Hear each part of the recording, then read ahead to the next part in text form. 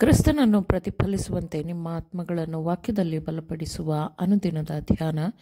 ಇಂದಿನ ಧ್ಯಾನದ ಶೀರ್ಷಿಕೆ ಕೃಪೆ ಕರುಣೆಯ ಕೆಲಸಗಳು ಬಾಗಿಲುಗಳನ್ನು ತೆರೆಯುತ್ತವೆ. ಈ ದಿನದ ದೇವರ ವಾಕ್ಯ: ಹಾಗೆಯೇ ಮನುಷ್ಯಕುಮಾರನು ಸೇವೆ ಮಾಡಿಸಿಕೊಳ್ಳುವುದಕ್ಕೆ ಬರಲಿಲ್ಲ, ಸೇವೆ ಮಾಡುವುದಕ್ಕೂ ಅನೇಕರನ್ನು ಬಿಡಿಸಿಕೊಳ್ಳುವುದಕ್ಕಾಗಿ ತನ್ನ ಪ್ರಾಣವನ್ನು ಈಡುಕೊಡುವುದಕ್ಕೂ ಬಂದನು ಎಂದು ಹೇಳಿದನು. ಮತ್ತಾಯ 20ನೇ ಅಧ್ಯಾಯ 28ನೇ ವಚನ. ಅನೇಕರಿಗೆ ದೇವರ ಮೇಲೆ ನಂಬಿಕೆ ಇಲ್ಲ ಮತ್ತು ಅನೇಕರು ಮನುಷ್ಯರ ಮೇಲಿನ ವಿಶ್ವಾಸವನ್ನೂ ಕಳೆದುಕೊಂಡಿದ್ದಾರೆ. ಆದರೆ ಅವರು ಕೃಪೆ, ಕರುಣೆ ಮತ್ತು ಸಹಾಯದ ಕೆಲಸಗಳನ್ನು ಮೆಚ್ಚುತ್ತಾರೆ.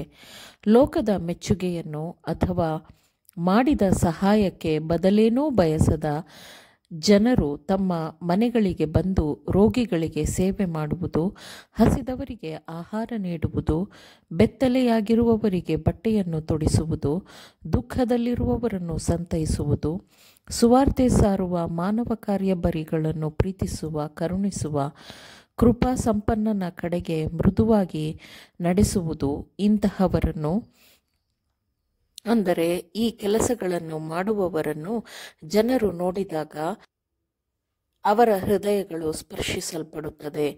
ಕೃತಜ್ಞತೆಯ ಭಾವ ಚಿಗುರೊಡೆಯುತ್ತದೆ. ನಂಬಿಕೆ ಎಂಬ ದೀಪವು ಉರಿಯಲಾರಂಭಿಸುತ್ತದೆ. ದೇವರು ತಮ್ಮ ಬಗ್ಗೆ ಕಾಳಜಿ ವಹಿಸುತ್ತಿದ್ದಾನೆ ಎಂದು ಅವರು ಭಾವಿಸುತ್ತಾರೆ ಮತ್ತು ಆತನ ವಾಕ್ಯದ ಬೋಧನೆಗಳನ್ನು ಕೇಳಲು ಸಿದ್ಧರಾಗಿರುತ್ತಾರೆ. ವಿದೇಶಿ ಸುವಾರ್ಥ ಕೆಲಸವಿರಬಹುದು ಅಥವಾ ಸ್ವದೇಶ ಕ್ಷೇತ್ರಗಳಲ್ಲಿರಬಹುದು. ಎಲ್ಲ ಮಹಿಳಾ ಪುರುಷ ಸುವಾರ್ತಿಕರು ರೋಗಿಗಳಿಗೆ ಸೇವೆ ಸಲ್ಲಿಸಲು ಸಾಧ್ಯವಾದರೆ ಅವರು ಹೆಚ್ಚು ಸುಲಭವಾಗಿ ಜನರ ಮಧ್ಯೆ ಪ್ರವೇಶವನ್ನು ಹೊಂದುತ್ತಾರೆ ಮತ್ತು ಅವರ ಉಪಯುಕ್ತತೆಯು ಬಹಳವಾಗಿ ಹೆಚ್ಚಾಗುತ್ತದೆ. ಅನ್ಯ ಸ್ಥಳಗಳಿಗೆ ಸುವಾರ್ತಿಕರಾಗಿ ಹೋಗುವ ಮಹಿಳಾ ಸುವಾರ್ತಿಕರು ರೋಗಿಗಳಿಗೆ ಸೇವೆ ಸಲ್ಲಿಸುವಾಗ ಆ ಸ್ಥಳದಲ್ಲಿ ಸುವಾರ್ತೆಗೆ ಬೇರೆ ಎಲ್ಲ ಬಾಗಿಲುಗಳು ಮುಚ್ಚಲ್ಪಟ್ಟಿದ್ದಾಗಲೂ ಆ ಸೇವೆಯ ಮೂಲಕ ಅವರು ಪ್ರವೇಶವನ್ನು ಹೊಂದಬಹುದು. ನೋವನ್ನು ನಿವಾರಿಸುವಂತಹ, ರೋಗವನ್ನು ತೆಗೆದುಹಾಕುವ ಸರಳವಾದ ಚಿಕಿತ್ಸೆಯನ್ನು ಹೇಗೆ ನೀಡಬೇಕೆಂದು ಎಲ್ಲ ಸುವಾರ್ತಾ ಕಾರ್ಯಕರ್ತರು ತಿಳಿದುಕೊಂಡಿರಬೇಕು.